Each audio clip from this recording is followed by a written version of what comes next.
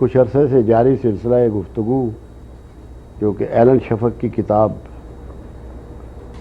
40 rules of لو پہ منتج ہے،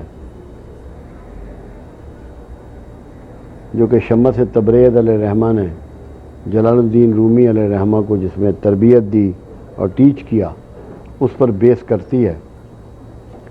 اس کے سلسلے کا آج 35ویں اصول پہ فی الحال ہم ابھی بات کریں گے، جو کچھ اس طرح سے ہے: اس دنیا میں ہم مماثلت یا یکسانیت سے نہیں بلکہ کھلے تضاد کے باعث آگے بڑھتے ہیں، اور اس کائنات کے متضاد ہم میں سے ہر ایک کے اندر موجود ہیں۔ اس لیے کسی مومن کو جو خود اپنے اندر سے کافر سے ملنا چاہیے، اور کسی کافر کو اپنے اندر موجود خاموش مومن کو پہچاننا چاہیے۔ جب تک کوئی انسان کامل کے مقام تک پہنچے تب تک ایمان ایک بتدریج عمل ہے، اور اس سفر میں اس کے بظاہر متضاد کا ہونا لازم ہے۔ یہاں متضاد سے مراد کیا ہے؟ ایک تو ہے عدم یقین، آپ کے اندر یقین موجود ہے مگر عدم یقین بھی موجود ہے، یہ متضاد ہے۔ ابراہیم خلیل اللہ نے کہا، اے اللہ تو مجھے یہ مشاہدہ کرا کہ تو بوسیدہ ہڈیوں کو کیسے جوڑے گا، کیسے ان کو دوبارہ ان کے پور جوڑ دے گا، ان کا پر ان کے پنجے جوڑ دے گا۔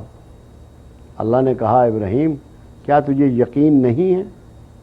کہ یقین تو ہے، میں اس میں اضافہ چاہتا ہوں۔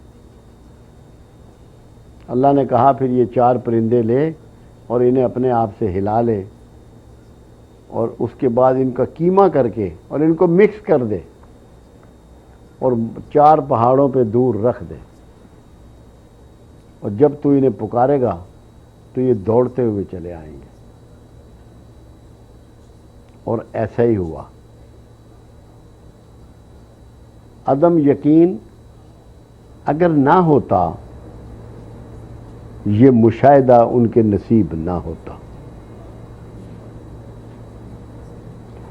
جب آپ بلا چوں و چراں چیزیں تسلیم کر لیتے ہیں، پھر تضاد آپ میں نہیں رہتا، پھر آپ سے تحقیقات چھین لی جاتی ہے، آگے بڑھنے کی جستجو چھین لی جاتی ہے۔ دنیا میں جتنے سفر ہیں وہ تضاد کے سفر ہیں۔ آپ جہاز میں سفر کرتے ہیں، ہوا کے متضاد سفر کرتے ہیں۔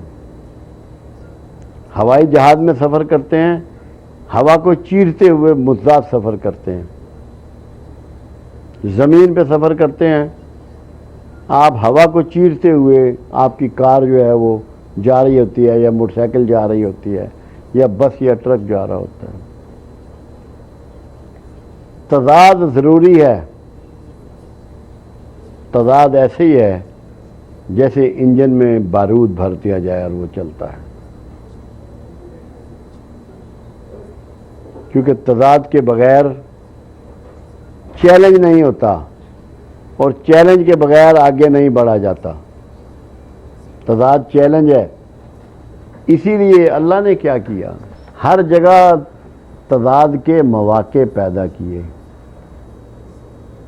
موسیٰ اللہ کے پیغمبر ہیں، فرعون تضاد نہیں ہے؟ اگر فرعون کو بیچ میں سے نکال دیں تو تمام دعوت دین، تمام کاوشیں، تمام کوششیں، اپنی امت کو لے کے نکلنا، یہ پھر ایگزسٹ کرتا ہے؟ یہ تضاد کی وجہ سے یہاں نوبت آئی۔ اس تضاد نے عزتیں دی ہیں، مقام دیا ہے، سسٹم دیا ہے، ایفرٹس دی ہے، جدوجہد دی ہے، تحریک دی ہے، حرکت دی ہے، حرارت دی ہے۔ یہ تضاد سے ہے۔ تو تضاد جو ہے، مگر جو شمس بات کر رہے ہیں وہ آپ کو کہہ رہے ہیں کہ تو اپنے اندر ٹٹول۔ میں جو کو جانتا ہوں، میرے پاس بہت لوگ آتے ہیں، بہت سے سوالات مجھ سے کرتے ہیں، کنفیژن ان کے اندر بھرے ہوتے ہیں، بھرپور ہوتے ہیں، تضادات کا مجموعہ ہوتے ہیں، بری طرح ابہام کا شکار ہوتے ہیں۔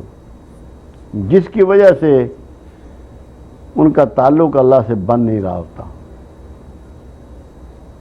کیونکہ وہ اپنے آپ کو شناخت نہیں کر پاتے۔ سمجھ مومن رہے ہوتے ہیں اپنی نمازوں وغیرہ کی وجہ سے، عبادات کی وجہ سے، اندروں میں فرق ہوتا ہے۔ تو جب تک تضاد دور نہ ہو، عدم یقین یقین میں تبدیل نہیں ہوتا۔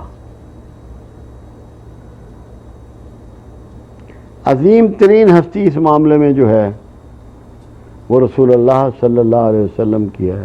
رسول اللہ صلی اللہ علیہ وسلم نے اللہ سے کوئی مشاہدہ ڈیمانڈ نہیں کیا، کیونکہ عدم یقین نہیں تھا۔ قرآن نے اسی لیے اس چیز کو بیان کیا، 3 یقین کی بات کی ہے قرآن نے، تاکہ اگر یہ سمجھ میں آ گیا لوگوں کو تو دین سمجھ میں آ جائے گا، ان کو سمجھ آ جائے گی کہ دین ہے کیا۔ ایک کہا گیا علم الیقین، ایک کہا گیا عین الیقین، ایک کہا گیا حق الیقین۔ اور یہ تینوں مثالیں انسانیت کو دی گئیں۔ ابراہیم خلیل اللہ امام الانس ہیں، انسانوں کے امام ہیں، پیغمبروں کے امام رسول اللہ صلی اللہ علیہ وسلم ہیں۔ اب علم اور یقین کیا ہے؟ ابراہیم یہ جانتے ہیں کہ اللہ بوسیدہ ہڈیوں کو ملا دے گا، پھر سے لوگوں کو زندہ کر کے اسی شکل میں کھڑا کر دے گا، یہ ان کو علم ہے، ان کا دین ان کو یہ بتا رہا ہے، ان کا رب ان کو یہ بتا رہا ہے، یہاں تک تو ان کو معلوم ہے، مگر وہ اس سے آگے بڑھنا چاہتے ہیں، عین الیقین میں جانا چاہتے ہیں۔ عین کہتے ہیں آنکھ کو، جب آنکھ سے دیکھ لیں تو اللہ نے مشاہدے سے گزار دیا، وہ پرندے آئے اور پرندے آ کے دوڑتے چلے آئے، پھر عین الیقین کی منزل پہ آ گئے، عین الیقین میں داخل ہو گئے، مگر پھر بھی ایک چیز رہ گئی، اور وہ تھی حق الیقین۔ حق الیقین کسی راستے سے گزرے بغیر نہیں آتا، اس سے بھی گزار دیا گیا ابراہیم خلیل اللہ کو۔ 2 ایسے واقعات ہو گئے، ایک منجنیق سے انہیں آگ میں پھینکا گیا، آگ گلزار بن گئی، یہ حق الیقین ہو گیا کہ اللہ جو چاہے جب چاہے جس وقت چاہے جس کے ساتھ چاہے کر سکتا ہے۔ پھر دوسرا مظاہرہ، ان سے کہا گیا کہ اپنے بیٹے کے گلے پہ چھری چلا، تو چھری چلا دی، حق الیقین کی انتہا ہو گئی۔ تو اس لیے معزز ہیں ابراہیم، اس لیے عظیم ہیں ابراہیم کہ وہ یقین کی تینوں حالتوں سے گزرے ہیں، انہوں نے تینوں حالتوں کو پایا ہے۔ تو جب عدم یقین یقین میں بدل جاتا ہے تو اللہ سے تعلق قائم ہو جاتا ہے، اور اس کے لیے پہلے تضاد ضروری ہے۔ جب اس کے تضاد نہیں ہوگا، تقابل نہیں ہو، تضاد سے مراد تقابل بھی ہے کہ مقابلتاً کوئی چیز سامنے آئے، اس وقت تک اتنا پختہ ایمان نہیں ہوتا۔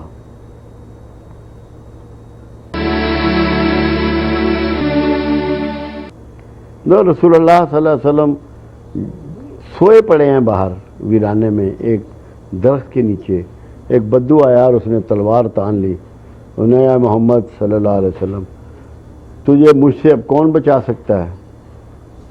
آپ نے فرمایا میرا اللہ، میرا اللہ۔ یقین کی انتہا ہے، وہ تلوار لیے کھڑا ہے اور آپ فرما رہے ہیں میرا اللہ بچائے گا، اس کی تلوار چھوٹ گئی۔ تو تضاد سامنے آیا نا، ایک آدمی جان کے درپے ہے اور وہاں یقینی حالت دکھائی گئی، عدم یقین کو ختم کر دیا گیا۔ یہ سمجھانا چاہ رہا ہے شمس تبریز علیہ الرحمہ کہ اگر تم عدم یقین سے نکل جاؤ اور تضادات کو چھوڑ دو، تمہارا یہ مکمل اور کامل ایمان ہو جائے اور بھروسہ ہو جائے کہ تمہارے لیے جو پروگرام اللہ نے بنا رکھا ہے، جو تمہارے لیے مقرر کر رکھا ہے، یہ ہو کے رہنا ہے، تو تمہاری بے چینی ختم ہو جائے گی۔ جس کی بے چینی ختم ہو جائے گی اس کے کنفیوژن ختم ہو جائیں گے، ابہام ختم ہو جائیں گے، جس کے ابہام ختم ہو جائیں گے اس کا ایمان مکمل ہو جائے گا، اور مکمل ایمان کے ساتھ ہی اللہ سے تعلق جوڑا جا سکتا ہے، ویسے نہیں ہو سکتا۔ میں لوگوں کو سمجھاتا ہوں جب یہ قانون دیا گیا کہ تم ہرگز مومن نہیں ہو سکتے جب تک کہ تمہیں رسول اللہ صلی اللہ علیہ وسلم اپنی جان مال اولاد ناموس سے پیارے نہ ہو جائیں، تو یہ تو ہم میں ہے نہیں، مومن اور مسلمان اپنے آپ کو ہم کہلوا رہے ہیں۔ تو جب ہمارا ایمان ہی نامکمل ہے تو اس کے تحت جو ہم اعمال کرتے ہیں وہ اعمال کس کیٹیگری میں جائیں گے؟ پہلے تو ایمان کو اس یقین پہ لانا ہے کہ اللہ کے رسول کی ذات، ان کے عزت، ان کا پروگرام وہ میری جان سے، میری اولاد سے، میرے ماں باپ سے، میرے بہن بھائیوں سے امپورٹنٹ ہے، قیمتی ہے، تب میرے اعمال نوٹس ہوں گے بحیثیت ایمان کے۔ تو وہ تو ہم کر نہیں رہے، نہ رسول اللہ سے اس محبت کو ہم سمجھ رہے ہیں، اور دعوے دار ہیں کہ میں بڑے اعمال کر رہا ہوں۔ وہ اعمال کیا بیچتے ہیں؟ ان کی تو کوئی ویلیو ہی نہیں ہے، کوئی قدر ہی نہیں ہے۔ تو یہاں شمس تبریز علیہ رحمہ آپ کو جو چیز دے رہے ہیں، گفٹ دے رہے ہیں، وہ یقین کا دے رہے ہیں کہ عدم یقین سے نکلو اور یقین میں داخل ہو جاؤ۔ جب یقین میں داخل ہو جاؤ گے، اس کا ایک مظاہرہ خالد بن ولید رضی اللہ تعالیٰ عنہ نے کیا کہ جب وہ بکری کا دستی کا گوشت جس کو ایک یہودی عورت نے زہر آلود کیا تھا، رسول اللہ صلی اللہ علیہ وسلم کو دیا گیا، ایک نوالا آپ نے کھایا، تو آپ نے کہا خالد اس میں زہر ملا ہوا ہے۔ میں کہ یا رسول اللہ مجھے دے دیں، مجھے کچھ نہیں ہوگا۔ اس کا یقین تھا کہ یہ زہر ایک مومن کو نقصان نہیں پہنچا سکتا، تو وہ یقین اتنا قوت والا تھا، اتنا طاقتور تھا کہ خالد بن ولید رضی اللہ تعالیٰ عنہ کو اس کا کوئی نقصان نہیں پہنچا۔ تو یہ یقین اتنی بڑی پاور ہے، یہ ہم سے چھن گیا ہے، یہ ہم سے چھن گیا ہے۔ ہم اللہ سے دعائیں کرتے ہیں، پھر لفظ ایک استعمال کرتے ہیں، متے سن لوے، متے کا لفظ استعمال کرتے ہیں، متے از اے بلیم فار گاڈ، یہ بلیم ہے اللہ پر کہ متے سن لوے۔ جب وہ قرآن میں کہتا ہے میرے بندو میں تمہاری سنتا ہوں، میں تمہاری قبول کرتا ہوں، میں تمہاری شہرک سے بھی قریب ہوں، مجھے پکارو، وہ دعوت دے رہا ہے، اور آپ کہتے ہیں متے سن لوے۔ جب تک متے آپ کے اندر رہے گا اللہ آپ سے دور رہے گا، کبھی آپ اللہ کے قریب بھی نہیں پھٹک سکتے۔ یاد رکھیے گا، یہ وہ عدم یقین ہے جس نے آپ کے اور اللہ کے درمیان فاصلے قائم کر دیے۔ اور جس دن آپ کو یہ یقین ہو گیا کہ جو میں اللہ سے کہہ رہا ہوں میرا اللہ اس کو سن رہا ہے اور میری اس تکلیف کو دور کرنے کی طاقت رکھتا ہے اور کر سکتا ہے، خدا کی قسم اسی دن آپ کا اللہ سے تعلق قائم ہو جائے گا۔ متے کو نکال دیں، یعنی کہ شک کہ شاید اللہ سن لے۔ میرے پاس لوگ آتے ہیں اور میں کہتا ہوں خدا کے بندوں کیا کہتے ہو ظالموں، تو وہ کہہ رہا ہے میں سنتا ہوں، میں قبول کرتا ہوں، تم کہہ رہے ہو شاید سن لے۔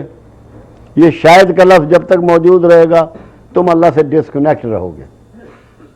شاید کو نکال دو، تمہیں اللہ ویلکم کرے گا۔ وہ کہتا ہے تم چل کے آؤ میں دوڑ کے آؤں گا، پھر وہ دوڑ کے آئے گا۔ شاید کو نکال دو، اس کی جگہ یقین کو پٹ کر دو، عدم یقین کو ختم کر دو۔ فرشتوں نے کہا تھا ابراہیم سے کہ اگر تم ریکویسٹ کرو تو ہم اس آگ کو بجھا دیں۔ انہوں نے کہا میں نے کسی مخلوق کو ریکویسٹ نہیں کرنی، جس کے لیے میرا پروگرام ہے وہ میرا خالق ہے، مجھے پتا ہے کہ اسے سب پتا ہے۔ جب مجھے یہ پتا ہے کہ میرے مالک کو سب پتا ہے تو مجھ سے کامل یقین کس کا ہوگا؟ کون سی چیز ہے جو مجھے خوفزدہ کر دے گی؟ کوئی دنیا کی طاقت اس شخص کو خوفزدہ نہیں کر سکتی جو عدم یقین سے نکل کر یقین میں داخل ہو گیا۔ اور سب سے بڑا یقین کیا ہے؟ کہا گیا کہ تو عبادت کیے جا اللہ کہ تو یقین کو پہنچے۔ یا رسول اللہ صلی اللہ علیہ وسلم یہ یقین کیا ہے؟ فرمایا موت، کوئی ایسا شخص ہے جو زندہ ہے؟ کوئی ایسا گھر ہے جس میں موت نہیں ہوئی؟ تو اس یقین کے لیے جو سب سے بڑی قوت ہے وہ موت ہے۔ جب آپ کو یہ پتا ہے کہ میں نے لازمی چلے جانا ہے، تو پھر کچھ تو تعلق بناؤ اس سے جس کے پاس جانا ہے، اس پہ کچھ تو بھروسہ بناؤ کہ جس کے پاس جانا ہے۔ اگر وہ نہیں ہے تو کچھ بھی نہیں ہے۔ تو یقین سیکھ لیں، ہمیں اس کو سمجھنا ہے۔ شمس یہی تو پیٹ رہا ہے، یہی تو سمجھا رہا ہے کہ وہ مسلمانوں، تو مومن تب بنتے ہو جب یقین میں داخل ہو جاتے ہو۔ سورہ آل حجرات 14 نمبر آیت، اللہ کہہ رہا ہے ان سے کہہ دو، یہ بدو یہ کہہ رہے ہیں کہ ہم ایمان لے آئے ہیں، ان سے کہہ دو ایمان تو تمہارے سینوں میں ابھی داخل بھی نہیں ہوا، تم صرف اسلام لائے ہو، جب ایمان لے آؤ گے تو تمہارے اعمال میں سے کچھ بھی کم نہ کیا جائے گا۔ تو اس جملے پہ میں نے پھر کہا تھا، جو بات بہت زیادہ پھیلائی، اشفاق احمد مرحوم نے، اللہ انہیں جنت نصیب کرے، میں نے کہا تھا مسلمان وہ ہے جو اللہ کو مانتا ہے، اور مومن وہ ہے جو اللہ کی مانتا ہے۔ تو اللہ کی تب مانے گا جب اس کا بھروسہ ہوگا۔ ابو بکر صدیق رضی اللہ تعالیٰ عنہ نے ایک بہت خوبصورت بات کہی، کہنے لگے آج سے میں اپنے معاش کی فکر سے آزاد ہو گیا، آج سے میں اپنے معاش کی فکر سے آزاد ہو گیا۔ اے ابی بکر کیا ہوا؟ اس دن وہ آیت اتری تھی کہ آسمان میں اڑنے والا، زمین میں چلنے والا، زمین پہ رینگنے والا، پانی میں تیرنے والا، کوئی ایسا جاندار نہیں جس کا رزق میرے ذمہ نہ ہو۔ جب اللہ نے یہ کہا تو ابو بکر صدیق رضی اللہ تعالیٰ نے کہا کہ آج میں معاش کی فکر سے آزاد ہو گیا۔ ان کا یقین تھا کہ یہ اللہ کا کلام ہے، یہ اللہ کی بات ہے، جس میں نمبر 2 نہیں ہو سکتا، امپاسبل ہے کہ ایسا نہ ہو، اور خدا کی قسم آج تک یہ ایسا ہے اور قیامت تک یہ ایسا رہے گا۔ میں نے اپنی ان گنہگار آنکھوں سے کروڑ پتیوں کو بھیک مانگتے دیکھا ہے، اور بھیک مانگنے والوں کو ارب پتی ہوتے دیکھا ہے اس چھوٹی سی زندگی میں۔ یعنی کوئی یہ ڈائلاگ نہیں ہے یا سٹوری نہیں ہے، دیکھا ہے، مشاہدات ہیں زندگی کے۔ تو جس کو اللہ سے تعلق چاہیے، ذہنی سکون چاہیے، راحت کی نیند چاہیے، اطمینان قلب چاہیے، اللہ سے تعلق چاہیے، اپنے یقین کو درست کر لیں۔ جس نے یقین کو درست کر لیا وہ دنیا کے کامیاب ترین لوگ ہوں گے۔ بھروسہ اللہ پر، اللہ کے بھروسے پہ جو رہے گا، جیسے عیسیٰ علیہ السلام جنگل سے گزر رہے تھے، جو ان کے ساتھ ان کا ملازم تھا یا حواری تھا، اس نے ایک پوٹلی پکڑی ہوئی تھی ہاتھ میں۔ نبی اللہ نے پوچھا یہ کیا ہے؟ کہنا اے اللہ کے رسول، تیرا اور میرا 2 دن کا کھانا۔ تو عیسیٰ علیہ السلام نے کہا کہ تو توکل میں ہمیں پرندوں سے بھی پیچھے چھوڑ دینا چاہتا ہے، کھول اس کو۔ اور وہ روٹیاں ساری جنگل میں پھینک دی، آدھی روٹی اس کے لیے رکھی اور آدھی اپنے لیے، کہ پرندوں سے تو پیچھے نہ چھوڑ ہمیں۔ پرندوں کا کتنا توکل ہے، کتنا یقین ہے اپنے رب پہ۔ صبح کو خالی پوٹے نکلتے ہیں، وہ کھیتوں میں آپ نے دانا تو ان کے لیے نہیں ڈالا ہوتا، شام کو بھروں پوٹے واپس آتے ہیں۔ انہیں پتہ ہے کہ یہ میرے مالک کا بندوبست ہے اور مالک یہ بندوبست کر رہا ہے۔ تو خدا کرے پروردگار آپ پہ احسان فرمائے، کرم کر دے، آپ کو یہ یقین کی دولت عطا کر دے، تاکہ آپ کی زندگی جو سفر ہے وہ مطمئن ہو جائے، عزت والا ہو جائے، آسانیوں والا ہو جائے۔ یہ اصول نمبر 35 تھا۔ دوسرا اصول آج وہ ہے 36 نمبر، اصول نمبر 36۔